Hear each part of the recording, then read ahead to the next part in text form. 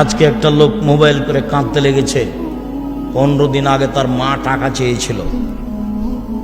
ও ধারণা করছে আমার মায়ের কাছে কেউ টাকা পেত, সেই জন্য আমার মা টাকা চেয়েছিল। সে টাকা দেয়নি। তার মা 4 দিন হলো মারা গেছে। 3 দিন থেকে আমাকে খুঁজে বের করছে, আজকে পেয়েছে।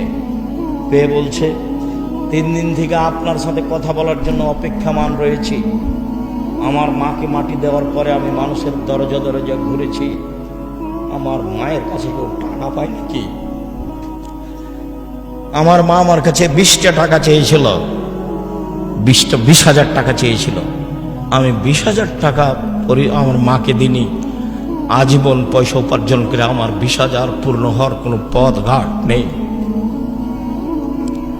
আমি মানুষের দরজায় দরজায় গেছি, আমার মার কাছে কে টাকা পায়, আমি টাকা দিব।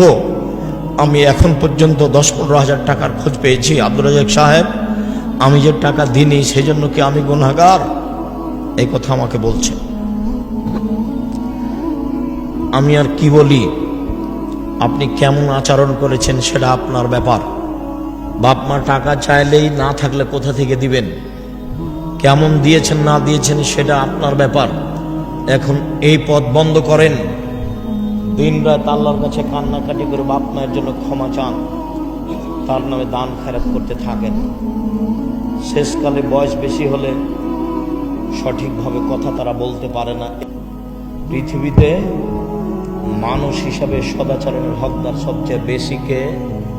বাপ মা, তারপরে নিজ ভাই, অবেজিল কুরবা, নিজ ভাই, অল এতামা, এতিম, অল মাসাকিন, ফকির মিসকিন, অল জারিদিল কুরবা, অল জারিল জুনব, নিকট প্রতিবেশী, দূর প্রতিবেশী, সাহিব বিল জামবে, চলার সাথী। জীবনে কোনোদিন গাড়িতে উঠে কারোর সাথে ঝগড়া করবেন না, রিক্সায় উঠে কারোর সাথে ঝগড়া করবেন না। আপনার মোটর সাইকেল খুব দামি, আপনার গাড়িটা খুব দামি, একজন লোকের ভ্যানে লেগে গেছে, একবারে গাড়ি থেকে নেমে মেজাজ দেখায়েন না। গাড়ি পাল্টে আল্লাহ দিতে পারে। দেশের নেত্রীর বয়স যদি 45 মিনিট হয়, তাহলে আপনার গাড়িরও বয়স 3 মিনিট হতে পারে। মানুষকে উপেক্ষা করে জীবনে কোনোদিন কোনো কাজ করেন, আমার অনুরোধ থাকছে, আপনি আমার দিনী ভাই।